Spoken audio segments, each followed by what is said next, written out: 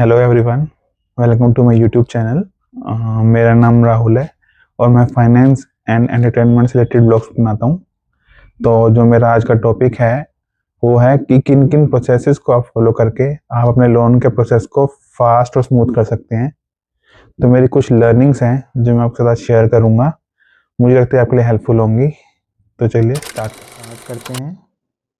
Documents required for fast loan processing.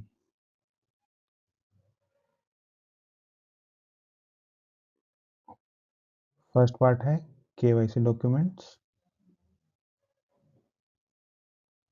सबसे पहले हमें कस्टमर के लेटेस्ट पासपोर्ट साइज फोटोग्राफ की रिक्वायरमेंट है, कस्टमर के पैन कार्ड की रिक्वायरमेंट है और हमें कस्टमर को इन्फॉर्म करना है कि कस्टमर जितने भी लोन डॉक्यूमेंट साइन करे उसके साइन उसके पैन कार्ड से मैच होने चाहिए। नेक्स्ट है आधार कार्ड। कस्टमर का करंट रेजिडेंस एड्रेस उसके आधार कार्ड पे अपडेटेड होना चाहिए। इन केस पार्टनरशिप फर्म अगर हमारे लोन स्ट्रक्चर पे है तो हमें पार्टनरशिप फर्म के PAN card, business registration proof, partnership deed copy, partnership authority letter की रिक्वायरमेंट है। अगर प्रोप्राइटरशिप फर्म हमारे लोन स्ट्रक्चर पे है तो हमें उसके बिजनेस रजिस्ट्रेशन प्रूफ की रिक्वायरमेंट है। In case private limited company अगर हमारे लोन स्ट्रक्चर पे है तो हमें कंपनी के PAN card, business registration proof, certificate of incorporation, memorandum of association, article of association, CA certified list of directors and share holders and board resolution की requirement है। Income documents के part में अगर कस्टमर सैलरीड एम्प्लॉय है तो हम उसके latest 3 months की salary slip, latest 12 month bank statement in PDF format, last 2 years का form 16, work experience letter, last 2 to 3 years provident fund statement की रिक्वायरमेंट।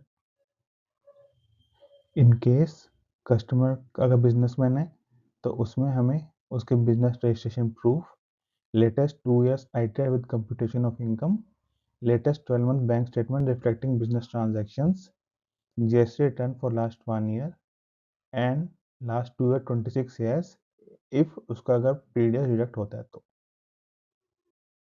कुछ एडिशनल डॉक्यूमेंट्स जैसे कि mobile number should be updated on Aadhaar card. Applicant का को applicant का mobile number उनके आधार card पे अपडेटेड होना चाहिए। एप्लीकेंट और को एप्लीकेंट का रनिंग लोन की bank statement of last 12 months हमारे पास अवेलेबल होनी चाहिए, नहीं तो उसका स्टेटमेंट ऑफ अकाउंट्स अवेलेबल होना चाहिए। अगर कोई बैलेंस ट्रांसफर केस है तो हमें बीटी इंस्टीट्यूशन का sanction letter, statement of accounts, latest foreclosure letter and list of documents की रिक्वायरमेंट है। और कस्टमर जो प्रॉपर्टी परचेज कर रहा है और जो प्रॉपर्टी हमारे पास मॉर्गेज कर रहा है उसकी प्रीवियस चेंज की कंप्लीट कॉपी अवेलेबल होनी चाहिए। नेक्स्ट है checks of bank account from which EMI will be deducted. तो जिस अकाउंट से कस्टमर की ईएमआई कटेगी कस्टमर के पास उस अकाउंट के चेक अवेलेबल होने चाहिए। और कस्टमर के जो भी लोन अभी रिसेंटली क्लोज हुए हैं उन सब के क्लोजर प्रूफ अवेलेबल होने चाहिए। So that's from my side. अगर आपको वीडियो यूजफुल लगे तो लाइक करें, इन्फॉर्मेटिव लगे तो शेयर करें और आगे से टाइप के कंटेंट को और देखने के लिए सब्सक्राइब करें। Till then enjoy your life, bye bye.